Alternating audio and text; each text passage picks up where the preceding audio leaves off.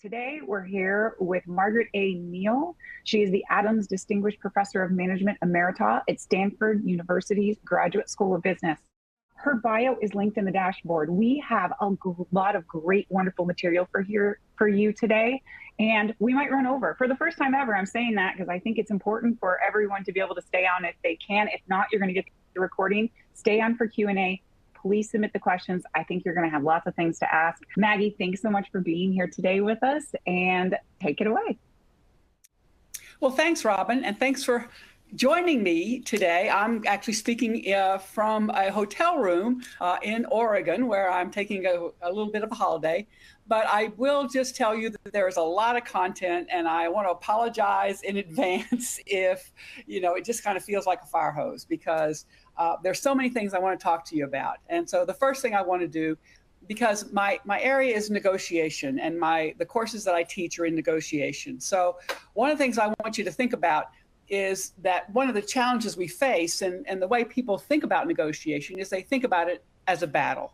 And oftentimes, even more constraining, they think about it as an activity that they engage in if they were negotiating a contract, or if they were negotiating a compensation plan for like a new job or a promotion. But it's so much broader than that. But what happens is when people say the word negotiation, the sense we get is that this is going to be a fight. We're going to fight. And so we look at negotiation as this process where I'm going to try to get stuff from you that you don't want me to have, and I'm going to try to keep you from getting my stuff. And if that's how you think about negotiation, you're doing yourself a disservice. Because what happens when you take that mindset is that that becomes a filter through which you evaluate your counterpart. And because they are the enemy, they are the other, they are what's keeping you from getting more of what you want, right? You're going to interpret their behaviors in an adversarial and malevolent way. And oftentimes, when you are in that negotiation mindset, you begin to focus on single issues like of financial nature, like contracts and compensation and things like that. And you don't think broadly about what's possible. And that's what I want to talk to you about today, is think about negotiation as much more than simply figuring out a price or a salary range or a contract. It's much more than that. So I want you to broaden your definition of what is negotiation. And that is that negotiation is influence. It's all about getting a decision that meets your needs better, and maybe the needs of your counterparts as well, right? So it's actually about improving the situation in which you and your counterparts find yourselves. So it's the process where two or more people decide what each is willing to give and hopes to get in their interaction. And through a process of mutual influence and persuasion, again, it's influence. There's no command and control. I can't force you to say yes. But what I want to do is I want to exchange proposals and find a solution that makes it easy for both of us to say yes. Now, what that means is that in doing that, I'm going to suggest a strategy that I think is really useful. And that is to change your mindset from looking at negotiations, these kinds of influence attempts that you make when you don't have command and control, right, to collaborative problem solving. Remember that negotiations are interdependent. Influence is interdependent. You and your counterpart must voluntarily agree to the outcome, right? And especially if you're negotiating with folks who are either equal to or above you in the organization, it's a voluntary process. And it acknowledges that you don't have command and control, right? So what you want to do is you want to create a solution where you are better off because there's been some changes or some things that you want or some new information. You're better off than the status quo, right? Or your alternatives, where your counterpart is better off because of those changes, right? And certainly not worse off. But here's the important point, and this is number 3. You want to frame the proposals that you make to them as solutions to a problem that you and they have, right? It's about both a solution to a problem that they have, because one of the things that becomes really critical when you're trying to get someone to move in a direction is you need to understand what their interests are, what their preferences are, what their challenges are, what their constraints are. Now, it turns out this is actually a challenging process because it turns out that, if you think you're negotiating, then you get in this battle mentality. So kind of just set that aside and think about these kinds of interactions as collaborative problem solving. And then think about, how can I help my counterpart while helping myself be better?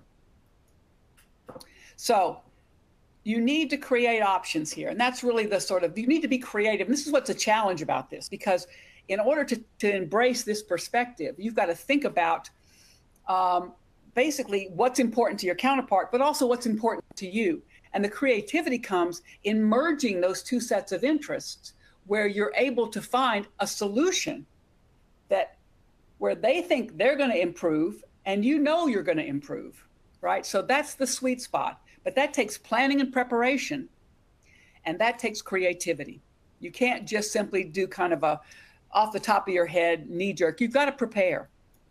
So if you take this perspective, you can influence outcomes with your subordinates, with your superiors, with your peers, right? And you can improve the projects that you're on by making them more effective, given the scenario, the environment, the situation that you're in. So, but as you expand your opportunities here, you really need to think carefully about what it is that will make you first better off. And so what I want you to think about here is, I want you to think about the goal. The goal is not simply to get along. The goal is not simply to acquiesce. If someone makes a demand of you, to just say yes. What the goal is to get a better outcome, right? For example, an improved allocation of scarce resources for you or your project, a more workable solution, or a better working relationship. Those are all things that you can negotiate, right? You can problem solve around. And in doing so, you can improve your standing in the organization. You're standing with your superiors, you're standing with your subordinates.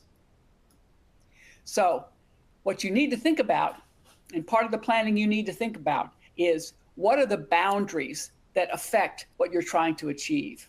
And so I'm going to give you sort of 3 boundaries that you need to think about. And the first boundary is, what happens if you can't make these kinds of adjustments? So what's your fallback position, right? You really need to understand that alternative, that is what happens to you if, perhaps you're given a new sort of a new aspect of your task or your project, and there's nothing happens, but you just say yes. So what does that look like for you? And also what you need to think about is, a second point is, well, what's the worst thing that you could be happy with? Like what's that point where you go from a situation you'd like to say no to one that you could say yes to, right? So you want to think about where that tipping point is, because that tipping point is a really important position for you to understand, to sort of know when you're going to kind of, you at least don't have to push as hard, right? Because you've gotten above that point where you say, I'm better off here. But that's not where you want to stop. Where you also want to think about, and I think this is actually one of the most critical aspects of these 3 boundaries, is what's a stretch goal? So as you are preparing for this meeting with your superior or a peer or even a subordinate, what would a really good outcome look like for you given the situation that you're in? So you want to basically set that aspiration in terms of where you are, the experience that you have, your environment. But what would be a really good outcome for you? What kind of resources might you be able to garner? What kind of outcomes might you be able to achieve if you were able to get those resources that you need, or able to find the additional folks that you need, or able to get more financial resources? What might you be able to do to improve the quality of the projects of which you are a part? So I'm going to give you and suggest that there are 2 routes that we can follow to improve your negotiated outcomes, to improve your influence attempts, basically. And I want to talk about number 1 is the use of justifications, right? Explaining why you're doing what you're doing. And with that comes the importance of understanding the power of the ask. And then we're going to talk about how to avoid scope creep through the use of packaging. Okay, so that's a really important one as well. So let's get started on those two. So the way I want to talk about influence through justifications and the power of the ask is I want to demonstrate to you through the use of a classic social psych experiment. Now, when I say classic, I will readily admit that this study was done decades ago. In fact, I suspect this study was published before many of you were born. Doesn't mean it's wrong. It just means we call it a classic now. So here's the study. Researchers were asked to go to organizations and find the copy room. Now, this study actually was conducted in 1977. So yes, it is old, right? And when the researchers found the copy room, they were asked to wait until there was a line at the copy machine. And for those of you, you may have heard about this. I certainly lived this when I was a graduate student, when I was an employee and a pretty low status employee. We would have to stand in line at the copy machine making copies. That was one of the jobs that I did a lot of. Or you were trying to study for finals and you had to make copies of things, and there was a copy machine in the library and you stood in line, right? And so the question, the researchers went into these organizations and found the room with the copy machine and waited. And they waited until there was a line at the copy machine. And then they went to the person who was about to step up to make copies. And basically they were told by the study designer, I want you to go in and see if you can get that person who's about to step up to the copy machine to let you cut in front of them. But you can only use one of three possible strategies. Here are the three strategies. First is, we're going to do the simple ask. May I use the copy machine? Okay. The second strategy is you're going to ask to use the copy machine. May I use the copy machine? And then you're going to say a reasonable explanation for why you're making this ask. May I use the copy machine because I'm in a real rush? And then the third strategy is make the ask, but give a stupid justification. May I use the copy machine because I need to make copies, okay? And so what then she said is you need to then tally how many people allow you to step in front of them with each of these three strategies. Okay, so that was the study. So they went out into the organizations, they found the copy machines, researchers, got all this data, and then they came back and analyzed it. So let's see what they found. So here's the first one. First one is, may I use the copy machine? Now this is just straightforward, asking for what they wanted. Now, I want you to think for a minute, and I want each of you to, as you're listening to me, to think about what's the percentage of folks who you think said yes. Now, this is 1977, right, in the US. What percent of folks, when they were asked, may I use the copy machine, said sure, and let people step in front of them? Well, would it surprise you that the answer was 60% of folks said yes? And if it did, that's interesting, right? Because most of us are surprised by that number. We're surprised because we think that that's that's kind of a rude, weird thing. Let me just cut in line. May I use the copy machine, right? But what this represents, and I think this is so critical to your understanding of how to be influential in your organizations, is this is the power of the ask.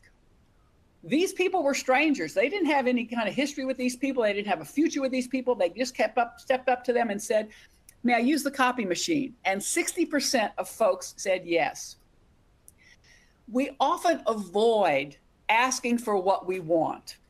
We avoid because we think people won't say yes to that. We think they will be inconvenienced. We think somehow they will think of us as weak. But what I want to suggest to you is that if you don't ask for what you want, how will others know what it is you want? If you don't ask for what you want, then you're really basically forcing them to mind read. And we human beings are terrible at this mind reading thing.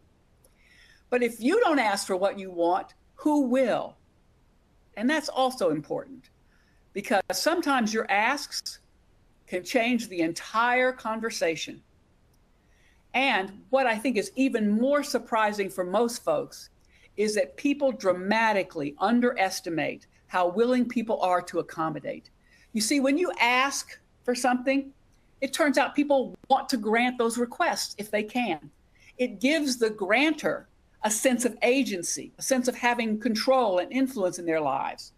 And so part of asking is really letting people feel good about helping. And there was actually, while this study was done in the 1970s, you'll see at the bottom left of the screen here on my slides that there was a study that was recently conducted that actually said people, love to be able to help, right?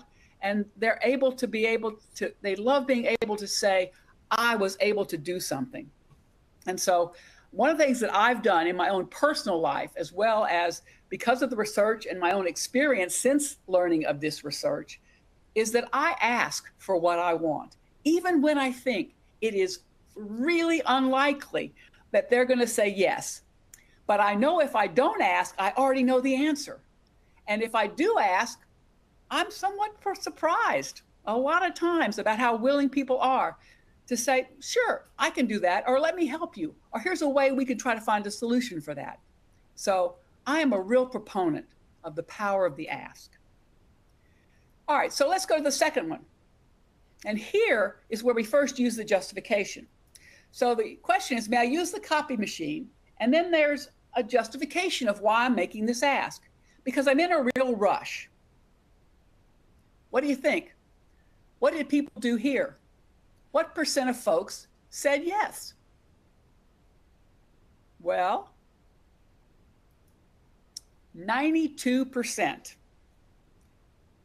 Now, I know that there are many of you out there who are looking with a jaundiced eye at these results. You're saying, these wouldn't hold in my culture, in my company, or whatever. People are not going to be either only 60%, we might have more people say yes, or less than, we might be much, much, much lower.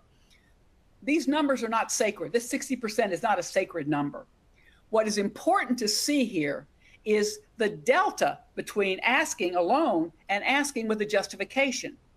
A 50% increase in compliance.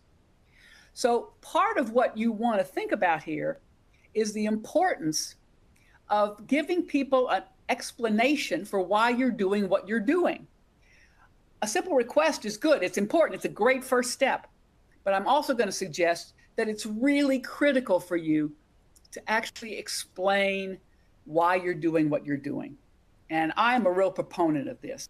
I tell people the thinking process underlying my position, the things I'm hoping to achieve, why I'm doing what I'm doing. And I think that kind of transparency actually enhances people's willingness to accommodate your requests. Okay, let's go to the third one. Now, this is kind of crazy, right? This is like, may I use the copy machine because I need to make copies, right? Seriously? Everybody in line needs to make copies. But what percent of people here do you think said yes? Well, this may surprise you because actually the number was 91%. So there's not a whole lot of difference between in this situation, between the justification that's reasonable and a justification that's just nonsense, right? But if you don't believe these numbers, think about your experience in the TSA line, right?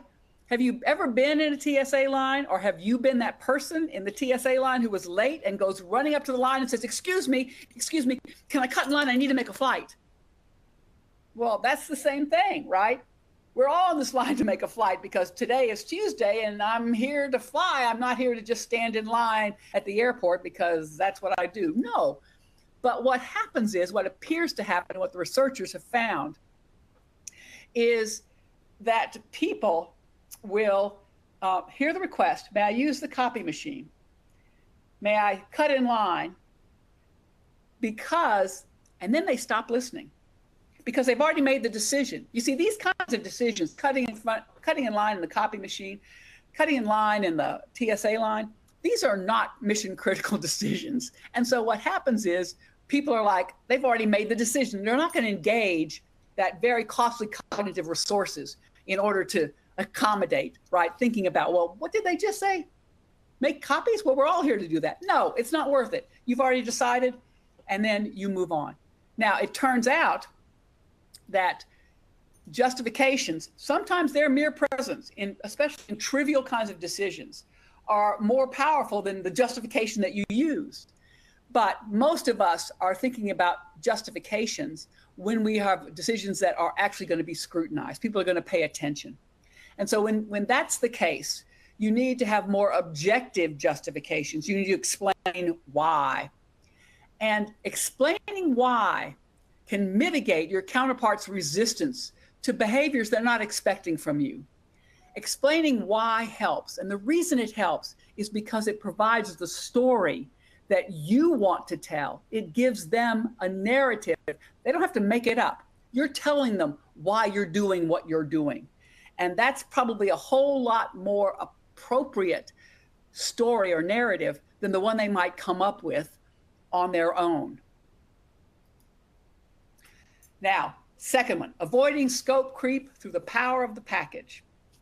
All right, so turns out that oftentimes when we're trying to enlarge or trying to improve the quality of the decisions and how we make them, we go focusing a single issue at a time. Like, I'm concerned I don't have enough marketing budget. Let's talk about the marketing budget. I'm concerned that my resources here in terms of my support staff are not the quality that I need. Or I'm concerned that I'm not getting the time on the computers that I need. Whatever it is, right? But we do it one at a time. So what I want you to think about is to think about creating value requires that we think about these issues as a package. Rather than engaging each issue by itself, which is kind of a yes or a no issue, a win or a lose issue. You want to think about multiple issues considered simultaneously. So you want to have a package. Here's the package of resources that we can craft that can help me improve the project in terms of its performance or in terms of its timeliness, right? You might be able to sort of craft that prep package, and but that requires that you understand what's important to you in that, but also what's important to your counterpart. And what you're looking for are ways that aren't very costly to you, that are beneficial to your counterpart, and ways that are not very costly to them, that are beneficial to you. And part of what we want to try to find is that sweet spot where you can make those trades, right? But you need multiple issues within your package to be able to make those trades. That means you need to set priorities. And what you're looking for are those asymmetries, right? What's more important to you, less important to them, what's less important to them and more important to you. Those are the easy ones, right? And then what you want to do is you want to make a proposal that incorporates all of these, because what that does is it allows you to identify and perhaps extract additional resources to, if you're getting that scope creep, it's not just sort of like the frog in the boiling water kind of thing, right? A frog in the hot water that boils, right? Eventually he kind of dies. But what happens is that you then, as the scope of the project enlarges, so do the resources associated with that project. And so part of it is understanding that we can have that negotiation, we can have that conversation, and in fact get more resources as the project requires them, rather than just simply going along and kind of sitting in that hot water as it gets hotter and hotter and hotter. So you shouldn't be afraid to add issues and be creative about that, because you want to be expansive in the number of issues that you bring to the table, because that allows more of this opportunity for making trades. Now, as you bring more issues to the table, the interaction becomes more complex. Absolutely. And sometimes it's so complex that people begin making mistakes, and you get too much, there's too much cognitive demand on it. If your contracts are too complex, right, it's really hard to kind of keep them all in your head, all the issues all at once. So what you need to do is think about this theoretically and make it smaller. So you may not have all the issues in a particular package. We call it a chunk. So form chunks, 3 issues at a time, maybe. We can all deal with 3 issues at a time. And think about that chunk, right? And if you have lots of other issues, think about that negotiation, think about that chunk, put it aside. Once you kind of got it agreed to, but don't take it off the table, put it aside. The reason I'm telling you not to take it off the table is because you got lots of other chunks to agree to. Once you got all the chunks agreed to, then put it all back together and make sure it makes sense. Because time moves on, the environments change, and if we've learned nothing from COVID, what we should learn is we don't predict the future very well. So you want to make sure that by the time you finish the whole negotiation, everything still makes sense.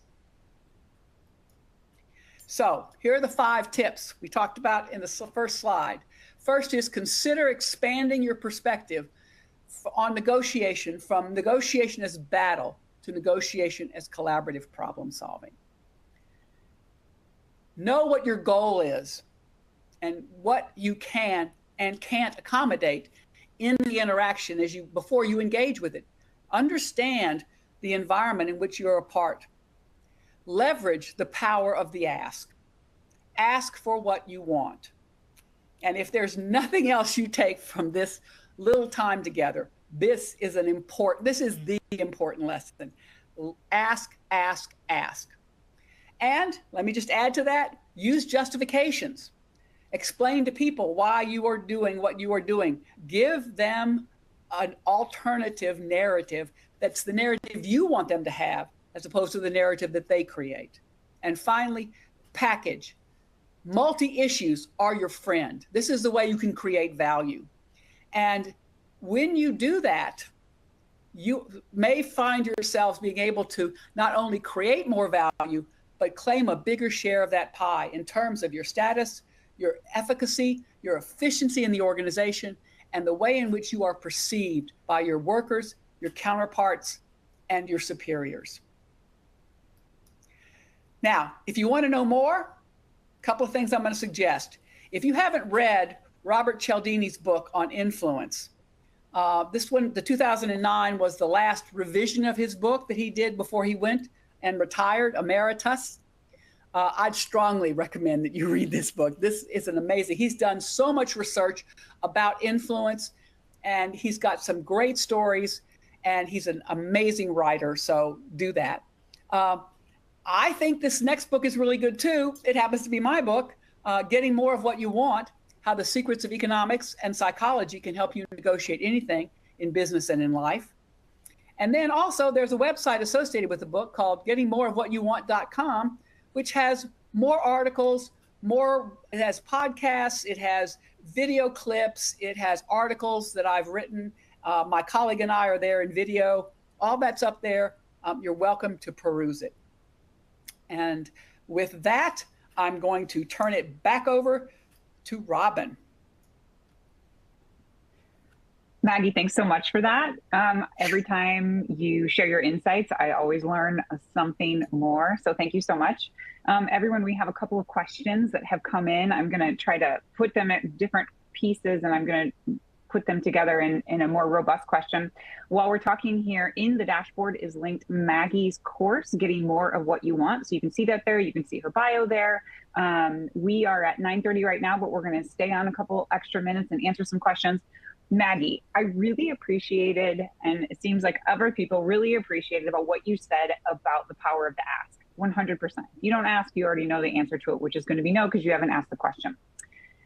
Something that people are struggling with and wonder how you handle this. So you said in your personal life, you've really learned the power of the ask. How do you balance, because I think that this is common amongst people, how do you balance negotiating against yourself? For example, the power of the ask. Let's say you're leading a project, you're leading a team.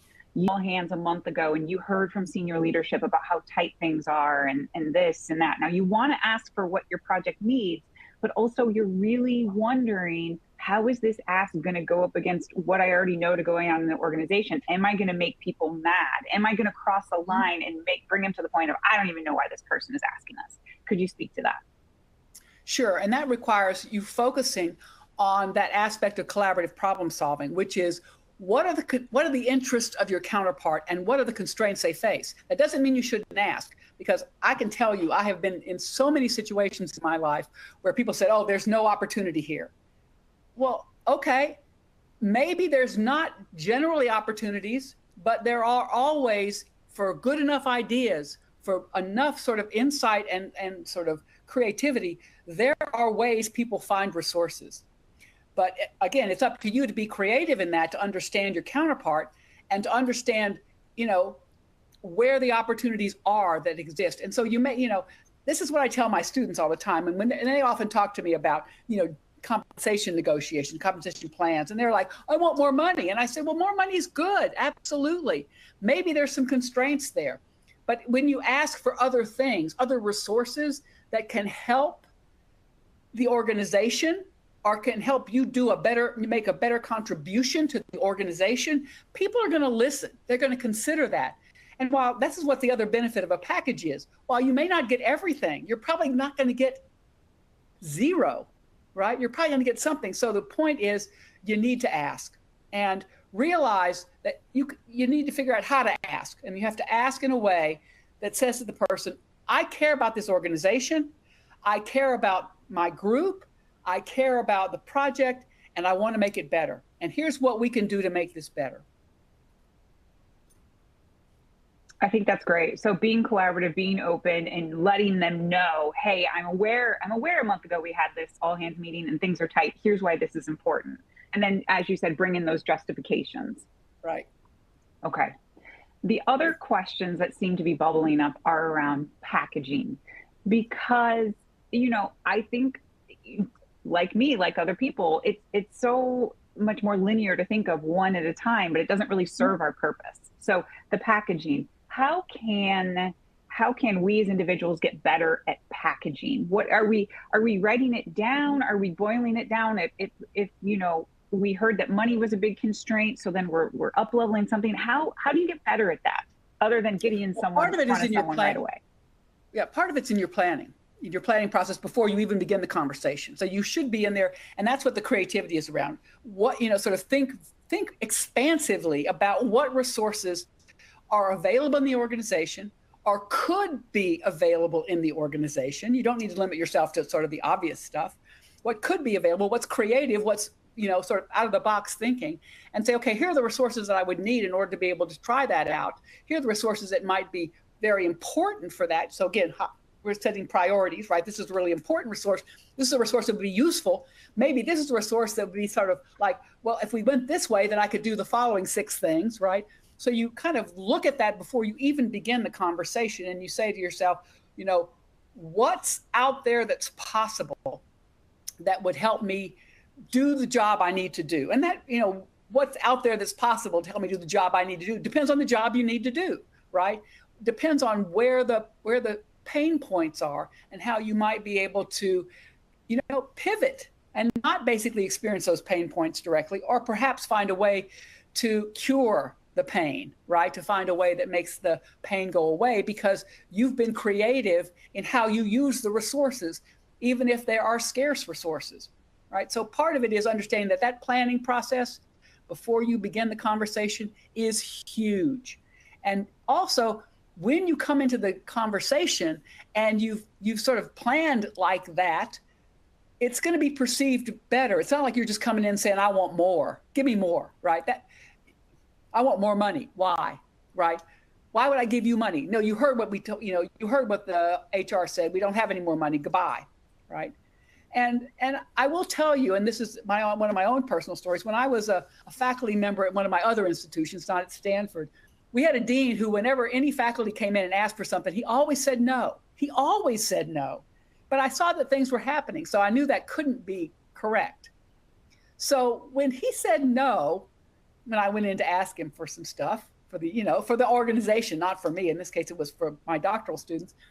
He said no, and I said, well, let me kind of present to you why this is actually going to be good for the university, for the school, for the business school that I'm in. And, and what happened is that from his perspective, and I think this is really not unusual, from his perspective, what he said was, If I can say no to you and you go away, it wasn't that important to you. So the power of the ask. And to sort of say, no, well, let me just make sure you understand what you're saying no to, because this could be very useful, right? That's super insightful and super interesting. So it's a gate, and some places it's just a gate. Yeah. An artificial gate that is put up to test your grit and how good it's going to be for the organization or what you ask for. That is also very insightful. Yep.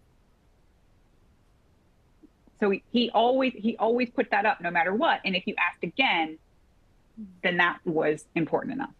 Right, but it's not just saying I want more, right? You've got to have a basis for it. You've got to have an understanding, a reason, an explanation, and understand that explanation has to fit into the context of the constraints and preferences that your counterpart has.